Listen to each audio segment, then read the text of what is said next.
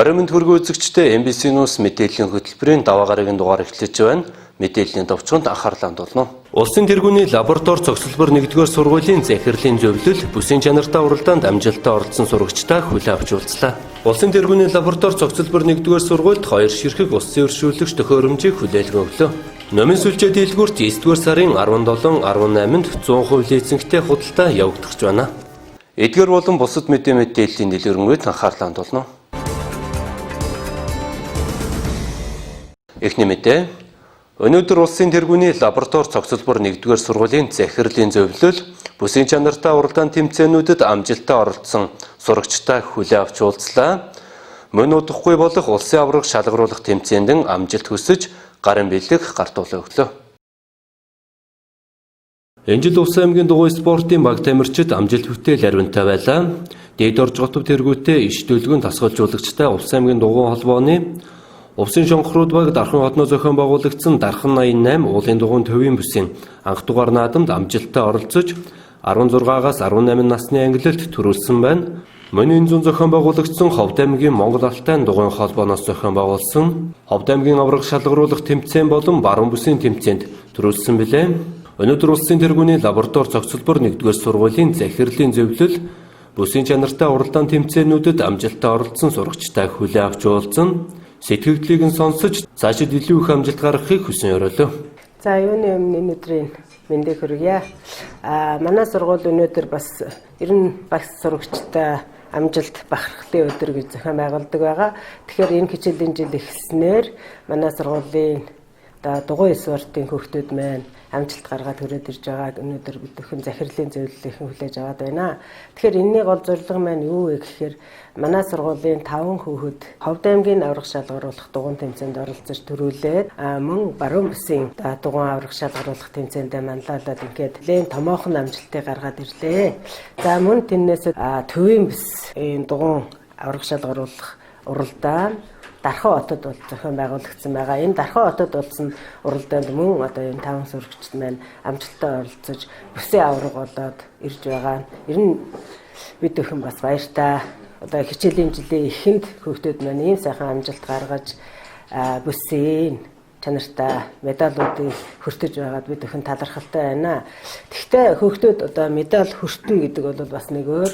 Тэгэхээр энэ хүүхдүүдийн маань амжилт гэхээр ерөөсөө өөрсдөө бол нэгдүгээр хамгийн их чин сэтгэлээсээ сэтгэл зүрхээ төвлөрүүлж энд бэлдэж байгаа хамгийн томоохон амжилт байдаг. Мөн Увс аймгийн хэмжээний дугуйн спортын хүүхдүүд клубыг хичээллүүлж байгаа дүлгөөн багшид бас сургуулийнхаа нэрийн өмнөөс талархлаа гэдгийг хэлье. Манай сургуулийн бүгд Увс аймгийн хэмжээний дугуй унах, дугуй уралдаанд оролцох ийм сонирхолтой хүүхдүүдийг бэлтгэж аймагт нэрээ гаргаж аймгийнхаа нэрийг бүсийн хэмжээнд гаргаж одоо утгахгүй одоо улсын тэмцээн болох гэж байна. Энэ улсын тэмцээнд явахаар хүүхдүүд маань бэлтгэлээ амжилттай хангаад байж байгаа. Тэгэхээр нийт одоо Увс аймгийнхаа нэрийг гаргаж тэмцээнд оролцсон хүүхдүүдтэй талархъя. Хүүхдүүдийнхээ одоо энэ тэмцээнд оролцох нөхцөл болцоог хангаж өгсөн бид бүхэнтэй хамтран ажилладаг эцэг их асран хамгаалагчтай бол талархлаа гэж хэлье. Тэгээ хүүхдүүдийн минь бас одоо энэ алтан шар зам нэлзээтэй байх болтгоо дахиад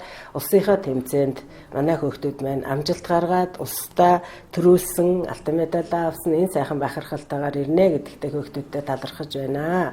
Ингээд нийт одоо эцэг эхчүүд хүүхдүүд Увс аймгийнхаа нэрийг гаргаж амжилттай оролцож байгаа дугуй холбооны хүмүүсүүдтэй талархлаа гэж хэлье. Сайн байна уу? Намайг Лагд орчин сод ирдэн гэдэг. Би Увс аймгийн цогцлбор 1-р сургуулийн 11-ийн б ангид сурдаг. Би дугуй спортоор хичээлээд одоо сүүлийн яг тасралтгүй спорт төлөөр нь хичээлээд 4 жил болж байна. Энэ зууны амжилтаас гэвэл хамгийн анхны тэмцээн Ховд хонго 2002 4 херц 20 км-ийн тэмцээнд манай баг тамирчид алтан медаль авсан байгаа Ховдын аварга. Дараагийн тэмцээн гэвэл Ховд Офин 4 херц 108 тэмцээнд мөн адил шилжээ хугацааны аваргыг авсан байгаа. Хамгийн сүүлийн тэмцээн төвийн бүсийн анх дугаар наадам Дархан 88 тэмцээнд 16-аас 18 насны ангилалд 200 тамирчинтай оролд мөн алтан медаль авсан байна. Дугуй спортоор хичээлсэн хүн төвчээртэй болдог. Дугуй унснаар техник сэтгэлээ хөгжин өөрийнхөө ингээд дугуйг янзлах засах чадвар нь маш сайжирна. ямар нэгэн эвдрэл гарахад өөрөө хяналтдаг.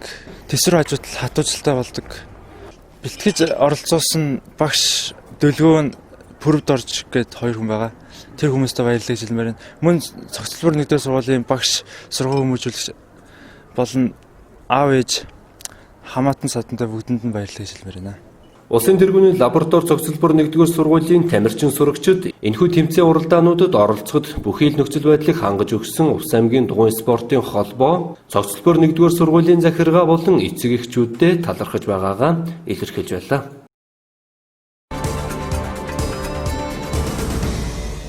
Дараагийн мэдээ. Монголын өрн холбооны анхдагч оператор Mobicom корпорац нийгмийн хариуцлагын хүрээнд хүүхэд бүрт цэвэр ус төслийг хэрэгжүүлж байгаа. Уг төслийн хүрээнд улсын тэргүүний цогцлбор 1-р сургуульд 2 ширхэг ус цэвэршүүлэгч төхөөрөмжийг хүлээлгэн өглөө. Mobicom корпорацийн хүүхэд багчуудыг үндэсний цэвэр усаар хангах зорилго бүхий хүүхэд бүрт цэвэр ус төслийг хэрэгжүүлж байгаа. Энэхүү төслийн хүрээнд Увс аймгийн Улаангом сумын ерөнхий боловсролын 3 сургуульд нийтдээ 6 ширхэг ус цэвэршүүлэгч төхөөрөмжийг гардуулан өгöd байна. Ингэхдээ Mobicom-ын бүх хэрэглэгчдэд зориулан гаргасан хайр түгээх тусгай цэнгэлэгч картын борлуулалтын 10%-ийг хүүхэд бүрт цэвэр ус төсөлд зарцуулсан байна. Mobicom корпорацийн зүгээс Увс аймгийн улсын тэргүүний 1, 2, 3 дугаар сургууль дээр 6 ширхэг ус шүүгчийг хандуулж байна. Энэ бол нийгмийн хариуцлагын хүрээнд хийгдэж байгаа манай ажлуудын маань нэг хэсэг байгаа. Мөн түүнчлэн аймгийн нэгдсэн эмнэлэг дээр 9 сая төгрөгийн мөн бүхий тоног төхөөрөмжийг хандуулсан байгаа. Энэ нь болохоор хайр түгээе гэдэг манай төслийн хүрээнд явагдаж байгаа ажил. Сургууль дээр явагдаж байгаа ажил нь болохоор хүүхэд бүр цэвэр ус төслийн хүрээнд аймгийн төвийн 6 сургуулийн нийт 8000 орчим сурагчдыг цэвэр усаар хангаж байгаа. Ийм ажлууд хийгдэж байна. Mobicom корпорацийн зүгээс цаашдаа нийгмийн хариуцлага боловсрол хүүхэд эрүүл мэндийн чиглэлээр бол илүү төлхөө ажиллахаар зорин ажиллаж байгаа. Мөн Mobicom корпорац нийгмийн хариуцлагынхаа хүрээнд Увс аймгийн нэгдсэн эмнэлэгт 9 сая төгрөгийн үнэ бүхий шаардлагатай тоног төхөөрөмжүүдийг хүлээлгэн өгсөн байна. Mobicom корпорац хүүхэд бүрт цэвэр ус төслийг 2017 оноос хойш хэрэгжүүлэн өдгөө Монгол орны хэмжээнд 600 гаруй ус цэвэршүүлэгчийг 300 орчим сургуулиудад хүлээлгэн өгöd байгаа юм а.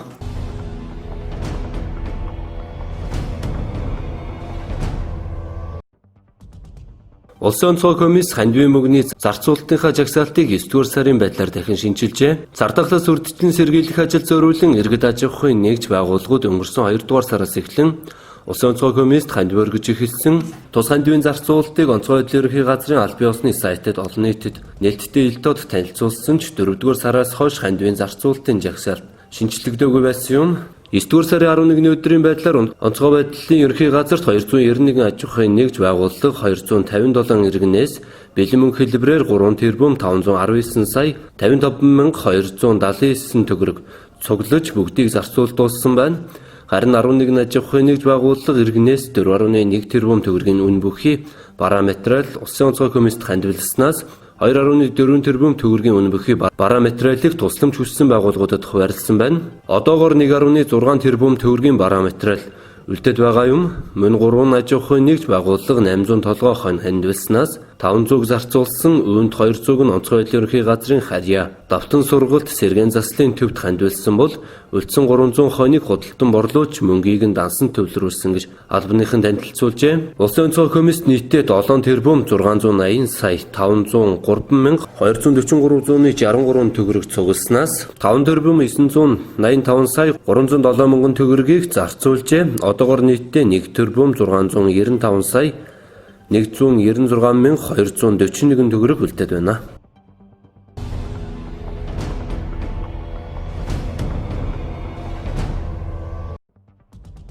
Засгийн газрын хэрэгжүүлэгч агентлаг гэр бүл хүүхэд залуучуудын хөгжлийн газар зэвсэгт хүчний хуурай замын цэргийн командлалтай хамтран ажиллах санамж бичиг байгуулж гарын үсэг зурлаа. Хамтын ажиллагааны хүрээнд зэвсэгт хүчний хуурай замын цэргийн нэгтгэл, ангиудын бие бүрэлдэхүүнд гэр бүлийн харилцаа, хүүхдийн хүмүүжил, төлөвшил, залуучуудын хөгжил, нийгэм хамгаалал гэсэн сэдвээр сургалт уулзалтыг хамтран зохион байгуулах ба нөгөө талаас хүүхэд багчуудыг цэрэг их хооронд чүзэл хүмүүжлээр төлөвшүүлэхэд хамтран ажиллах юм. Энэ үеэр гэр бүл хүүхэд залуучуудын хөгжлийн газрын дарга Инх амар хуурай замын цэргийн командлал хэмээх том байгууллагатай хамтын ажиллагаагаа эхлүүлсэнд баяртай байна. Залуус байгаа газар гэр бүл төлөвлөлт, өр хүүхдийн хүмүүжил, хариуцлагатай ээж аав байх тухай сэдв дагаж байдаг учраас энэ чиглэлд хамтран ажиллан Бид зэвсэгт хүчин рүү чиглэсэн тусгайлсан хөтөлбөр хэрэгжүүлж нөлөөлөл хөгжлийн асуудлыг нийслэл дүүрэг аймаг орон нутаг дэх салбар байгууллагуудаараа дамжуулан цогцоор нь авч явна. Хамтын ажиллагаа амжилттай үргэлжилбэл төрийн цэргийн болон хүчний байгууллагуудтай ч хамтрах боломжтой тул энэ санамж бичиг цаашид олон ажлын эхлэл болно хэмээгээд үндэсний хэмжээний энэ үйл ажиллагааг төрийн бодлогоор улсын төсвийн хөрөнгө оруулалтаар дэмжих боломжтой гэлээ.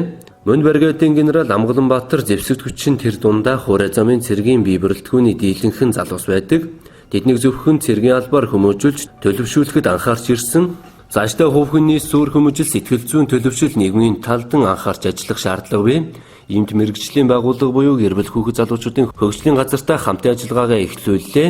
Бид албандаа хоёргүй сэтгэлээр зүтгэж өөрөг хариуцлагаас гадна нийгэмд идэвхтэй зөвөр үлгэрлсэн залуус байх, сайн хань, аав байх талаас нь уулзалт ярилцлага тасралтгүй зохион байгуулан гэв. Гарын үсэг зурсны дараа гэр бүл хүүхэд залуучуудын хөгжлийн газрын удирдлагууд хуурай замын цэргийн командлын үйл ажиллагаатай танилцсан юм а.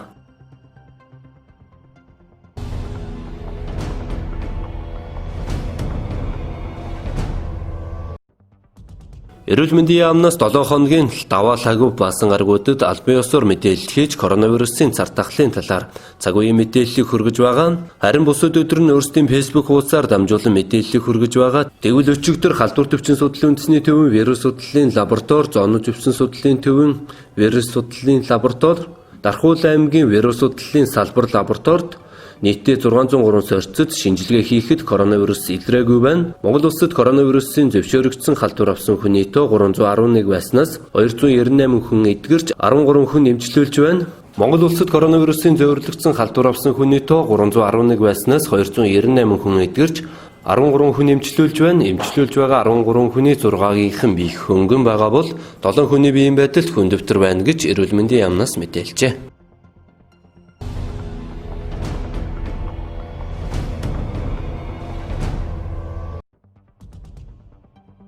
Хүйтний улиралд нэмэгдэх хандлагатай байгаа амьсгалын замын халдвар төвчнөөс сэргийлэх олон арга бий. Тухайлбал гэр орондоо чигтээ цэвэрлэгээ тогтмол хийх, цэвэр агаар оруулах, гарын нариун цэврийн дэглэмийг сайтар сахих, илчлэг сайтай хоол хүнс болон витаминаар баялаг арц часарганы шүүс хэрэглэх нь тун чухал юм. Амьсгалын замын цочмог халдвар төвчнөө нь халуурах, толгой өвдөх, ханиалгах, хамраас нус хоожих, үе мөч болон булчингаар өвдөх буюу ерөнхий хордлогын шинж тэмдгээр илэрснээр өвчлөл хүндрэл үүсгэдэг. Тиймээс өвчлсөн тохиолдолд гэртээ байж эмчийн зөвлөсөн эмчилгээ дэглэмийг мөрдөх хэрэгтэй. Цэцэрлэг сургуулийн багш эмчнэр болон эцэг эхчүүд өвчтөе хүүхдийг аль болох гэртэн тусгаарлан эмчлэх нь өвчний эдгэрэлтэнд сайнаар нөлөөлөхөөс гадна бусад хүүхдэд амьсгалын замын цочмог халдвар тархахаас сэргийлэх ач холбогдолтой юм а.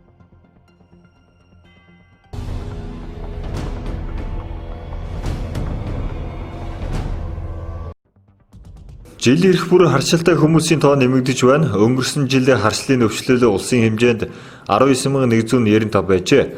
Орчны бохирдол, хоол ундны зохисгүй хэрэглээ зэрэг олон зүйлсээс шалтгаалan үүсдэг уг өвчлөлөөс урьдчилан сэргийлэх арга хэмжээг Монгол Улсын засгийн газрын 2020-с 24 оны мөрийн хөтөлбөрийн хүрээнд цогц байдлаар хэрэгжүүлэхээр шийдвэрлэжээ.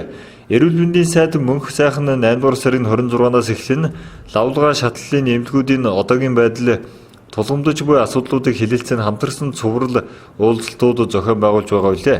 Ээлжид уулзалтаа арьс өвчин судлалын үндэсний төвд зохион байгуулахдаа энэ талаар дурдсан юм а. Энэ үеэр арьсны өвчин судлалын үндэсний төвийн захирал уран чимэг танилцуулгадаа арьсны өвчин судлалын үндэсний төв нь хагас бие даасан байдалд шилжээд үйл ажиллагаа явуулж байна. Манай төв нь арьс харцлын өвчнөөс урьдчилан сэргийлэх эрүүл мэндийн боловсрол олгох, мэдээлэл сургалт сурталчилгаа хийх эмчилгээ оншилгоог нотлохоонд тулгуурлах салбар дундын хамтын ажиллагааг сайжруулахад анхаарч ажиллаж байна. Аймаг бүрт 2-оос 10 норыг арьсны бие даасан тасаг байх ёстой боловч 4-8-т бие даасан тасаг ажиллаж байна.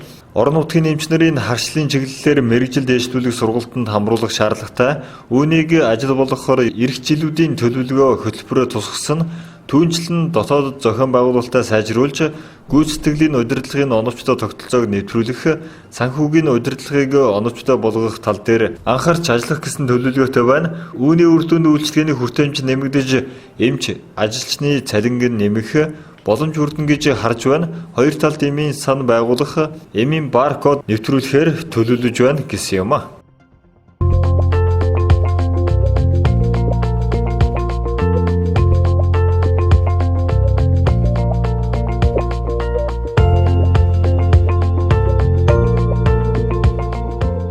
MBC News мэдээллийн хөтөлбөр бизнес мэдээгээр үргэлжилж байна.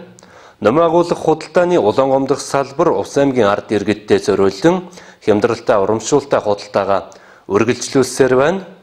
Номын агуулга худалдааны улаан гомдох салбар хурим найрын сарыг тохиолдуулан 10 дугаар сарын 11-нд дуустал хүслийн хурим хямдралтай урамшуултай бэлэгтэй худалдаагаа үргэлжлүүлж байгаагаас гадна энэ сарын 17-18-ны өдрүүдэд бүх цахилгаан бараанда хаан хас голомт банкны 100% лизингтэй худалдааг зохион явуулахар болжээ.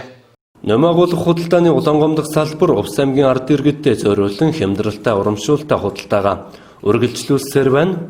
Номын агуулга худалдааны улаан гомдох салбар хурим найрын сарыг тохиолдуулан 10 дугаар сарын 11-нд дуустал хүслийн хурим хямдралтай урамшуултай бэлэгтэй худалдааг зохион байгуулж байгаагаас гадна энэ сарын 17-18-ны өдрүүдэд бүх цахилгаан бараанда хаан хас голомт банкны 100% лизингтэй худалдааг зохион явуулахар болжээ. За сайн байцгаана уу, та бүхэндээ энэ өдрийн мэндийг хүргэе. Номын агуулга худалдаа улаан гом салбарт маань 10 сарын 11-нд дуустал хүслийн хурим буюу электрон барааны хямдралтай урамшуултай бэлэгтэй худалдаа зохион байгуулагдаж байна. За энэ сарын 17-18-нд электрон бараа маань 100% лизингээр худалдаалагдахаар Хас банк, Хаан банк, Голомт банктай хамтарч ажиллаж байна. За Увс аймгийн ард түмэн та бүхэн маань 17-18-ны өдрүүдэд өөртөө эрэхтэй электрон бараагаа 100% лизингээр газар дээрээс нь сонгож авна уу. Та бүхэндээ баярлалаа.